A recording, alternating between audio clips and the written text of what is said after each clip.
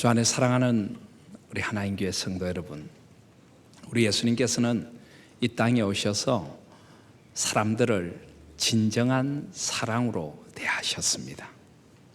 예수님은 가시는 곳마다 주님의 사랑이 무엇인가를 보여주실 수 있는 사랑과 배려와 따뜻함과 용서와 은총, 그것이 바로 예수님께서 사람들을 대하시는 방식이었던 것입니다.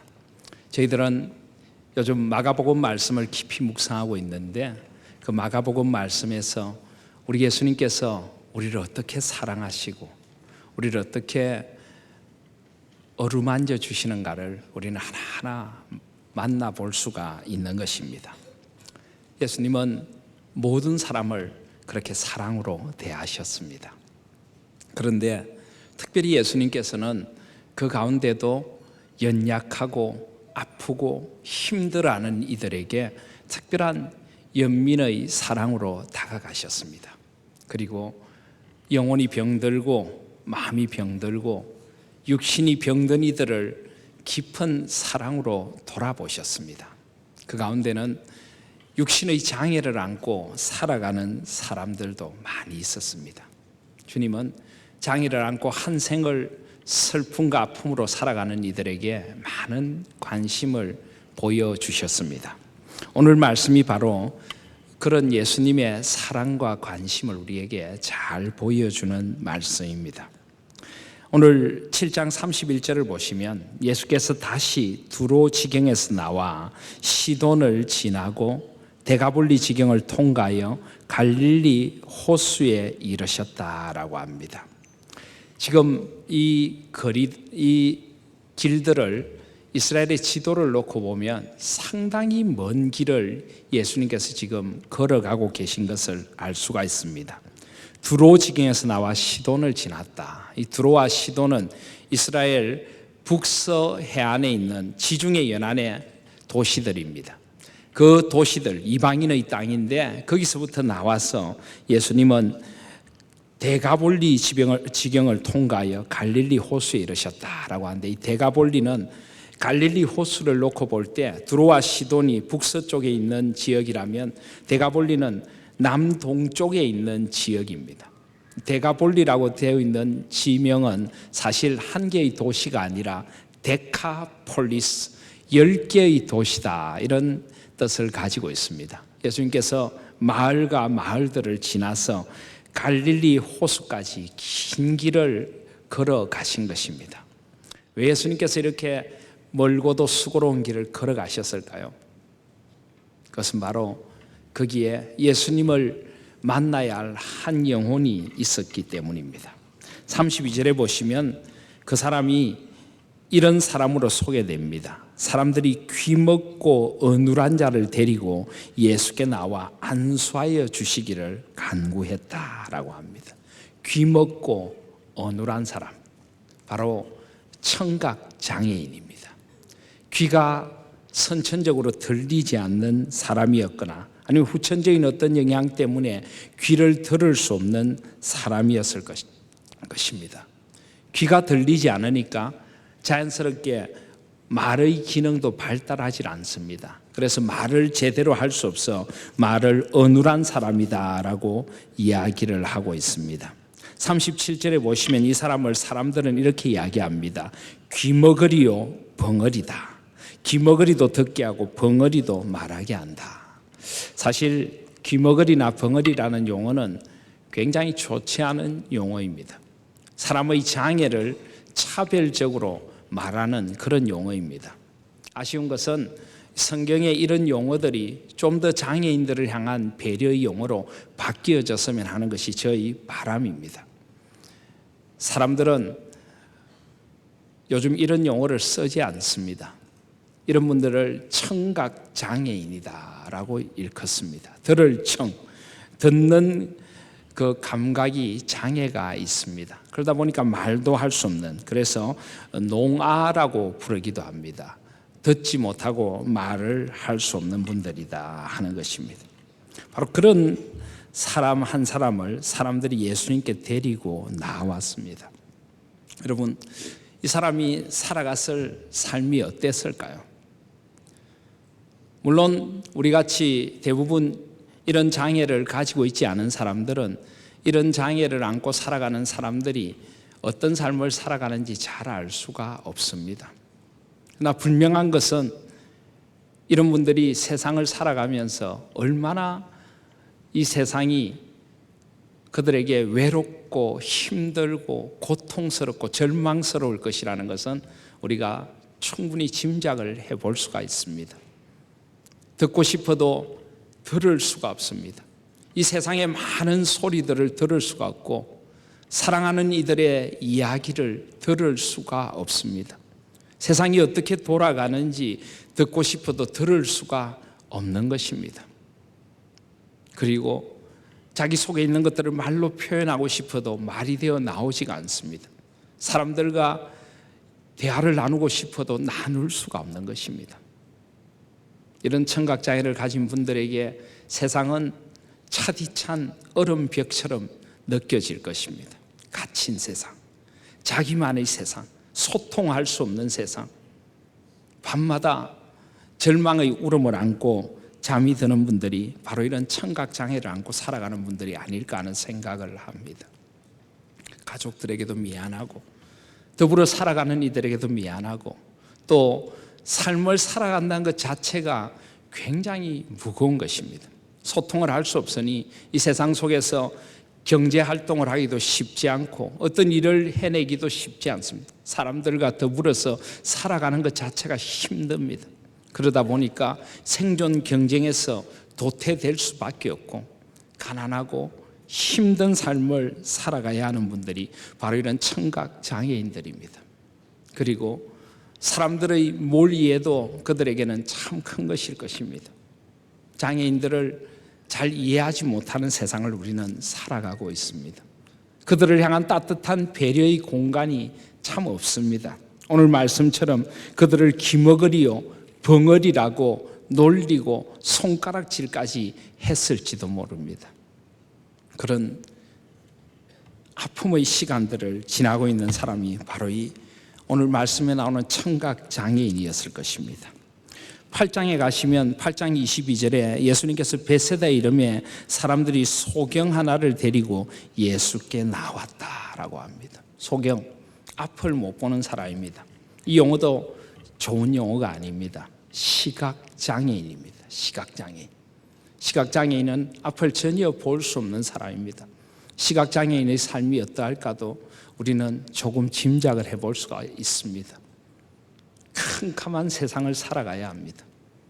그의 눈에 보이는 것은 아무것도 없습니다. 오직 소리로만 세상을 느끼며 살아가야 합니다. 늘 그 소리들은 그에게 두려움과 불안의 소리일 경우들이 많았을 것입니다. 무엇이 다가오는 소리, 누군가가 나를 스치는 소리, 그가 나에게 어떻게 대해줄 사람인지를 전혀 볼 수가 없습니다. 세상의 여러 소음들이 시각장애인들에게는 공포와 때로는 두려움으로 다가오는 그런 소리일 경우들이 많았을 것입니다. 사랑하는 이들의 얼굴을 볼 수도 없습니다. 세상의 아름다움을 볼 수도 없는 것입니다. 삶을 어떻게 살아가야 될지도 볼 수 없습니다. 단절, 캄캄한 세상, 시각장애인들이 살아가고 있는 절망의 세상이 그들에게 있는 것입니다. 바로 이것이 장애인들이 살아가는 우리의 현실입니다. 그리고 세상은 그들을 별로 주의해 보지도 않고 배려해 주지도 않습니다. 그런데 바로 그들에게 찾아오신 분이 계십니다. 그분이 바로 우리 주님이십니다. 오늘 주님께서 이 먼 길을 걸어서 찾아가신 이유를 우리는 한번 생각해 볼 수 있어야 합니다. 세상은 그들을 제대로 보살펴 주지도 않고 그들의 아픈 마음을 헤아려 주지도 않을지 몰라도 우리 주님에게는 누구보다 소중한 한 영혼이었던 것입니다. 기먹고 어눌한 사람, 청각장애인을 찾아서 예수님은 두로지경에서 나와 시돈을 지나 데카폴리스 10개의 마을을 통과하여 갈릴리 호수까지 가신 것입니다. 또 거기서 베세다를 지나서 시각장애인 하나를 만나러 가신 것입니다. 바로 이분이 바로 우리 예수님입니다. 소외되고 아파하고 힘들어하고 절망의 자리에 앉아있는 이들을 찾아가시는 주님. 사랑하시는 여러분, 이 새해 들어 우리가 마가복음의 말씀을 묵상하시면서 저와 여러분들의 삶의 자리에서 저는 무엇보다 먼저 이 예수님을 만날 수 있기를 소원합니다. 우리의 절망의 자리, 우리의 아픔의 자리, 우리의 울음의 자리에 찾아오시는 주님을 만나실 수 있기를 바랍니다. 이 장애를 안고 살아가는 이들을 찾아가신 주님이 바로 우리를 찾아오셔서 우리를 치유하시고 우리를 회복시키시기를 원하시는 주님인 것입니다. 저는 이 주님의 찾아오심을 우리 모두가 만날 수 있는 복된 한 해가 될 수 있기를 소원합니다.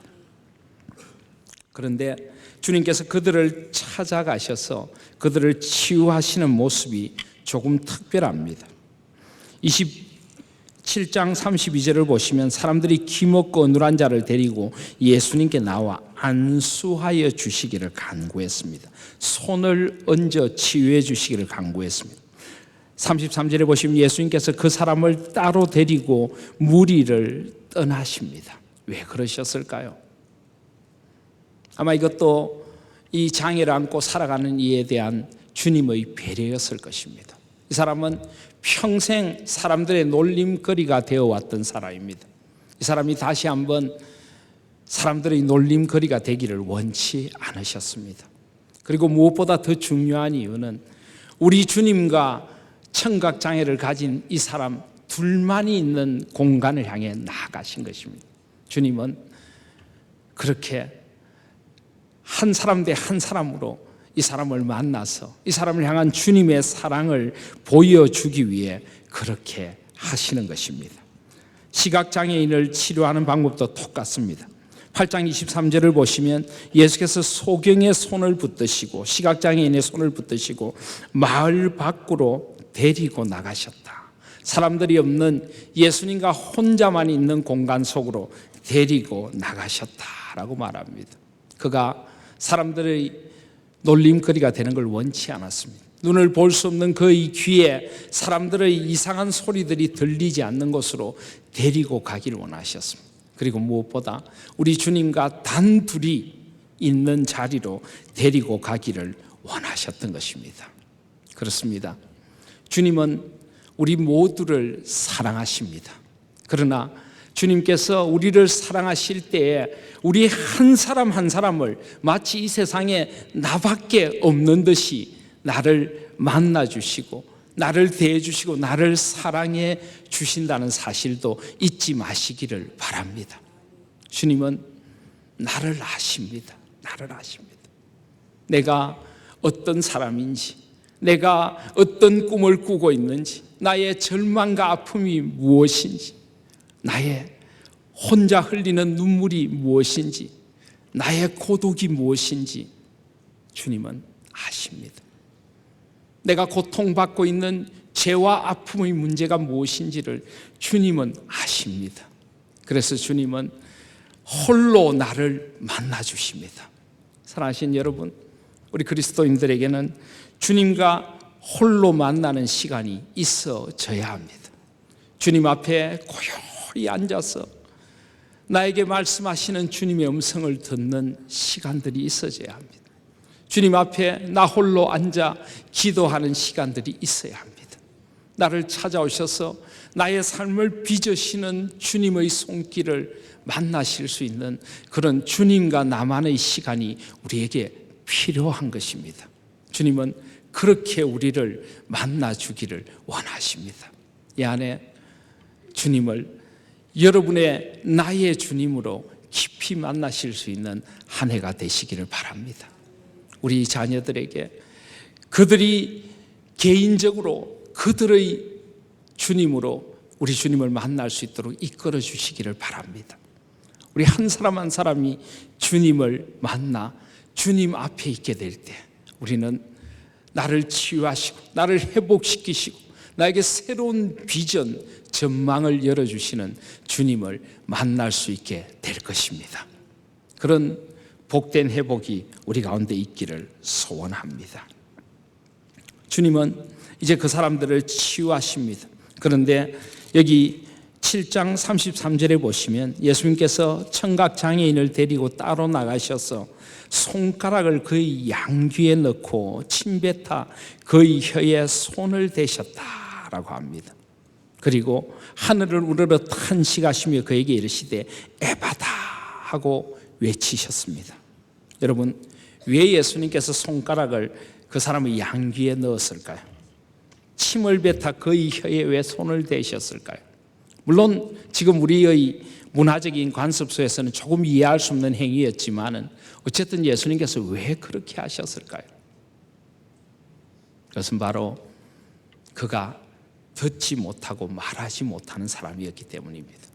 예수님은 말씀으로 세상을 창조하시고 말씀으로 치유의 역사를 행하시지만은 그는 듣지 못하는 사람이었기에 예수님은 손가락을 친히 그 양귀에 넣어서 그의 삶을 어루만지시며 그의 그 닫혀진 귀에 대한 주님의 사랑을 보여주신 것입니다.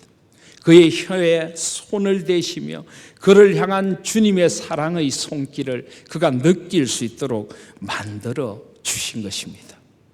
주님은 바로 그런 분이십니다. 우리 한 사람 한 사람의 형편을 아시고 우리의 가장 아프고 힘든 곳을 어루만져 주십니다. 때로는 내가 잘 깨닫지 못하면 주님은 친히 오셔서 그 영혼의 어루만지심으로 우리를 어루만져 주시는 것입니다. 나의 깨닫지 못하고 있는 부분들, 나의 다친 부분들을 어루만져서 깨워주시는 분이 바로 우리 주님이신 것입니다. 이 주님의 손길이 청각장애인을 향해 나아간 것입니다. 시각장애인을 고치는 것도 똑같습니다. 8장 23절을 보시면 역시 그를 마을 밖으로 데리고 나가사 눈에 침을 뱉으시며 그에게 안수하시고 무엇이 보이느냐 물으십니다. 왜 안수하십니까? 그는 볼 수 없는 사람이었기 때문에, 그는 주님이 무엇을 하는지를 볼 수 없는 사람이었기에 그의 눈에 손을 대셔서 안수하시며 무엇이 보이느냐라고 묻습니다. 24절에 보시니까 사람들이 보입니다. 나무 같은 것들에 걸어가는 것을 봅니다라고 그는 시력이 점점 회복되어 감을 고백합니다. 25절에 주님은 이에 그 눈에 다시 안수하시며 주님은 더 깊은 손길로 그의 보지 못함을 어루만져 주셨습니다. 그리고 그가 온전히 나 만물을 밝히 볼 때까지 주님은 그 손을 눈에 꼭 얹고는 그를 안수해 주셨던 것입니다. 이것이 바로 우리 주님의 사랑입니다. 주님은 우리에게 말씀으로 다가오실 뿐만 아니라 우리를 친히 안아주시고 우리의 다치고 맺힌 부분을 어루만져 주시고 우리의 보지 못함을 어루만져서라도 일깨워 보게 하시는 분이신 것입니다. 우리의 맺힌 것들을 어루만져서라도 회복시켜 주시는 분이십니다. 바로 이분이 우리의 주님이십니다. 오늘 말씀에 주님의 어루만지심을 굉장히 많이 강조를 하고 있는데요. 마가복음을 보면은 주님의 어루만지심을 계속하여 이야기를 하고 있습니다. 마가복음 1장을 보시면 예수님께서 베드로의 장모를 고치시는 사건이 나옵니다. 그 사건에서도 주님은 손을 잡아 일으키셨다라고 마가복음 1장 31절에 말씀합니다. 마가복음 5장에 보시면 야이로의 딸을 고치시는 사건 속에서도 주님은 그 아이의 손을 잡고 가라사대 달리다쿰 일어나라라고 말씀하십니다. 열두의 혈루증 앓던 여인은 주님께 와서 그 옷에 손만 대어도 구원을 얻으리라, 주님과 닿기만 하면 구원을 얻으리라 라고 말씀하고 있는 것입니다. 그렇습니다. 이것이 바로 우리를 향한 주님의 손입니다. 가만히 보면 우리는 말로 다 할 수 없는 것들을 손으로 합니다. 손은 어떻게 보면 언어적인 표현을 가지고 있는 그런 인간의 신체의 한 부분인 것 같습니다. 우리는 손으로 사람들을 따뜻하게 어루만지기도 하고, 손으로 굳게 잡은 두 손을 통해 신뢰를 보여주기도 하고, 손으로 격려를 하기도 하고, 손으로 때로는 사랑을 표현하며 이별을, 아쉬움을 표현하기도 합니다. 그렇지만 또 동시에 손은 인간의 분노를 나타내기도 하고 거절을 드러내기도 하는 것이 손입니다. 손은 말이 할 수 없는 인간의 내면의 언어들을 만들어내는 하나님께 주신 신비한 장치입니다. 그런데 우리 주님의 손은 언제나 다사로운 손이었습니다. 우리 주님의 손은 아마 굉장히 육체적으로는 투박했을지 모릅니다. 우리 주님이 이 땅에 오셔서 목공으로 또 여러 가지 가구며 돌을 깎아 만드는 장인으로 아버지께 일을 배우고 사셨습니다. 그의 손은 노동으로 말미암아 거친 손이었을 것입니다. 그러나 그 손은 주님의 따뜻함을 담아서 사람들을 어루만질 때 놀라운 치유와 회복의 손으로 변하는 손이셨던 것입니다. 주님은 그 손으로 지금 장애를 안고 살아가는 이들을 어루만지고 계십니다. 사랑하신 여러분, 바로 그 주님의 손이 저와 여러분에게도 함께 한다는 것을 오늘 말씀 속에서 기억하실 수 있기를 바랍니다. 나의 절망의 자리에 찾아오셔서 나의 손을 잡아 일으키시는 주님의 손을 만나실 수 있기를 바랍니다. 나의 눈에 눈물을 닦아주시며 나를 꼭 안아주시는 주님의 손을 저와 여러분도 만나실 수 있기를 바랍니다. 주님은 바로 우리가 이런 주님의 손을 만날 수 있는 영적인 눈이 열려지기를 원하시는 것입니다. 사실 오늘 말씀은 청각장애인과 시각장애인만을 치유하는 말씀이 아닙니다. 오늘 이 말씀은 우리의 영적인 장애를 일깨워 주시는 말씀인 것입니다. 오늘 이 말씀의 한가운데 7장과 8장 말씀 한가운데 뭐가 있습니까? 7장에 청각장애인을 고치시고 8장에 시각장애인을 고치시는 말씀 가운데 8장 1절에 보면 예수님께서 4,000명이 넘는 사람을 7개의 떡과 몇 마리의 작은 물고기로 먹이시는 사건이 나옵니다. 그런 이후에 예수님께서 이제 제자들과 함께 가시면서 7장 15절에 보시면 8장 15절에 보시면 예수님께서 바리새인들의 누룩과 헤롯의 누룩을 주의하라 하는 말씀을 하십니다. 바로 이것은 바리새인들과 헤롯 그들이 가진 그 외식, 그들이 가진 불경건이 누룩처럼 삶에 퍼지지 않도록 하라는 것이죠. 예수님은 지금 영적인 누룩에 대하여 이야기하고 계십니다. 그런데 제자들은 뭐라고 합니까? 14절에 보시면 제자들이 떡 가져오기를 잊었으며 배에 떡 한 개밖에 저에게 없더라. 16절에 우리에게 떡이 없음이로다.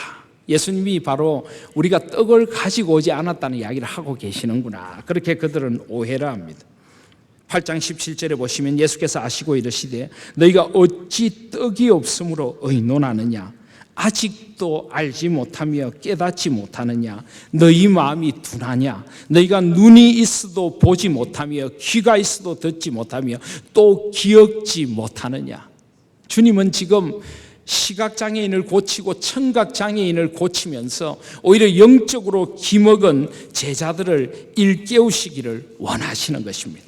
눈이 있어도 보지 못하고 귀가 있어도 듣지 못하고 입이 있어도 말하지 못하는 영적인 장애인들이 이 땅에 많이 있다는 것입니다.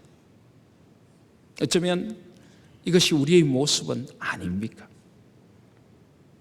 우리의 귀와 우리의 눈과 우리의 입이 혹시 장애를 가지고 살아가지는 않습니까?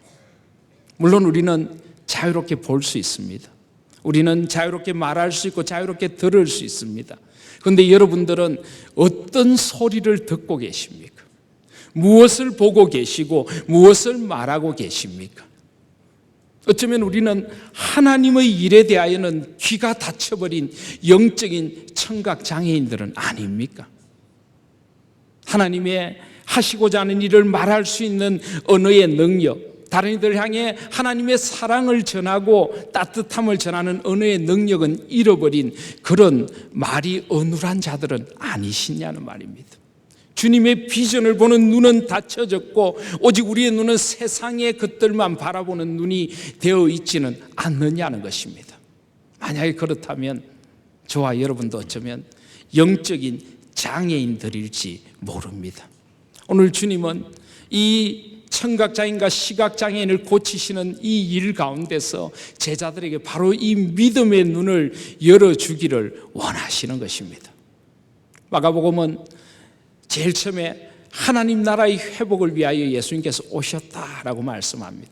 그리고 그들을 제자로 부르십니다.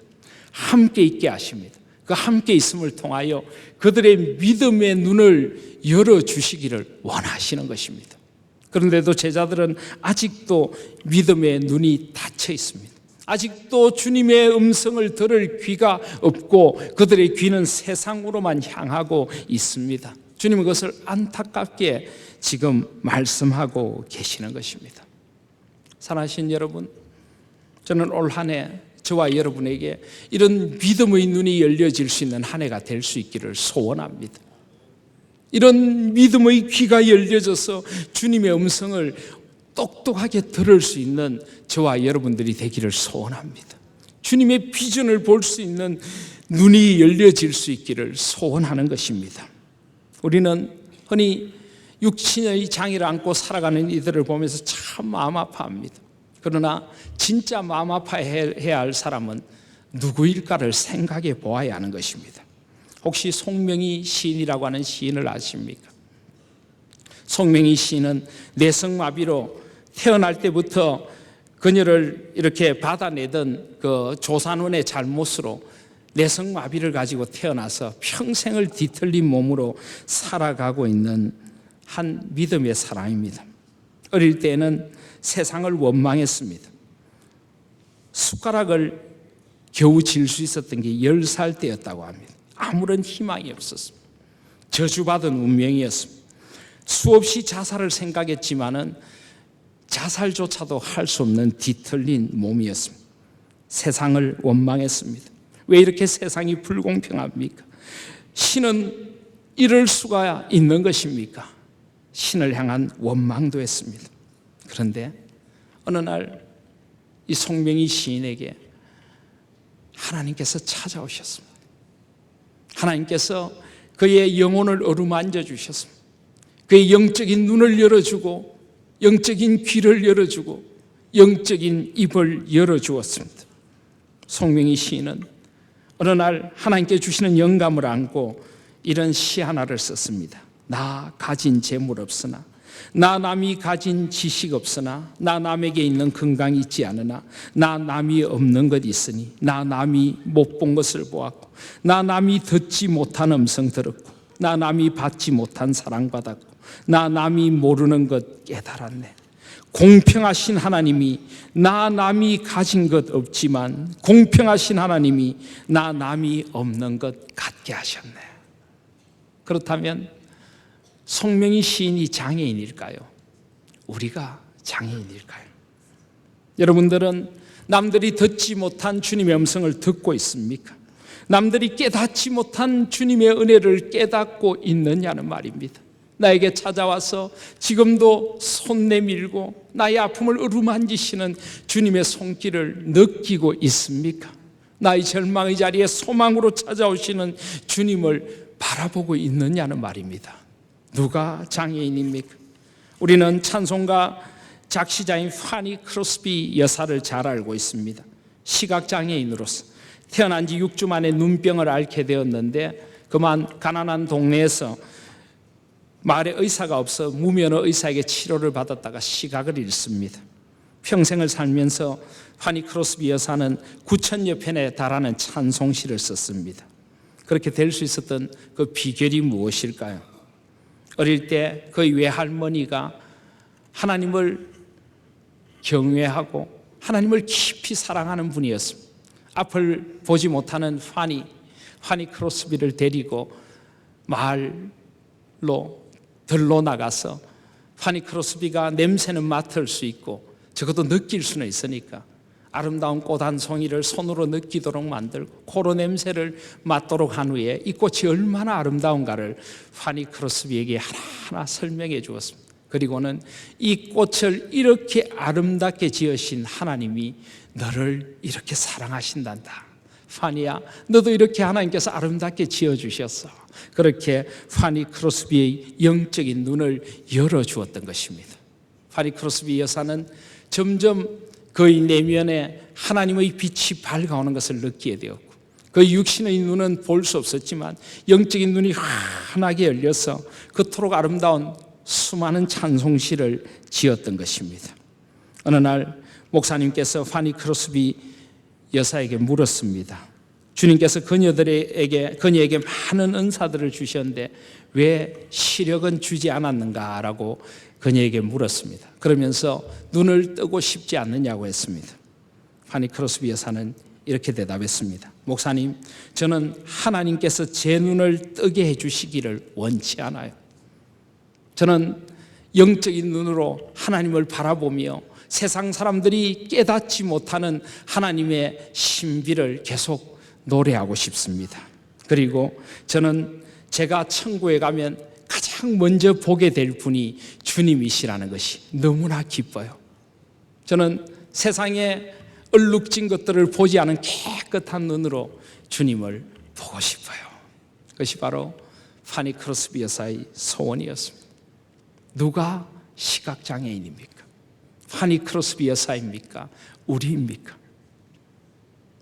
볼 수 있는 눈이 있어도 하나님의 그 사랑의 은총을 보는 눈이 닫혀 있다면, 나를 향해서 다가오신 하나님의 비전을 볼 수 있는 눈이 닫혀 있다면 우리도 영적인 시각장애인들은 아닐까요?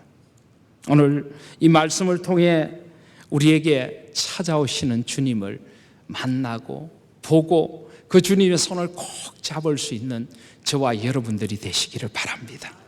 저는 이 안에 우리 주님께서 우리에게 이렇게 찾아오신다고 믿습니다. 두로와 시돈을 지나 데가볼리 땅을 지나서 갈릴리 호숫가에 한 청각장애인을 찾아오신 주님, 그리고 그 청각장애인을 세상에 아무도 없는 것처럼 단 한 사람으로 만나주시고 그의 아픔을 그가 이해할 수 있는 방식으로 손을 내밀어 어루만져 주시고 깨끗하게 해주신 주님, 베세다에 한 시각장애인을 찾아가셔서 그를 단둘이 만나주시고 그가 이해할 수 있는 방법으로 그의 눈을 안수하여 밝혀 보여주신 주님, 그의 손 붙들고 마을 밖으로 나가주신 그 주님의 손, 그분이 바로 저와 여러분에게 찾아오시는 주님임을 믿습니다. 주님은 그렇게 우리를 회복시키기를 원하십니다. 내 손을 콕 잡고 나의 절망의 자리에서 일으키시기를 원하십니다. 나의 불신의 자리에서 일으키시기를 원하십니다. 나의 아픔의 자리에서 일으키셔서 나에게 하늘의 소망을 주시기를 원하시는 것입니다. 나의 주저앉아 있는 자리에서 일으키셔서 믿음의 자리로, 하나님 나라를 위한 자리로 나의 눈을 열고 나의 귀를 열어 나의 입을 열어 주님을 노래하게 하시기를 원하시는 것입니다. 이 영적인 기먹음과 영적인 눈먼과 영적인 닫힘에서 열리는 에파타, 열려지는 복된 한 해, 회복의 한 해가 되시기를 주님의 이름으로 소원드립니다. 아멘.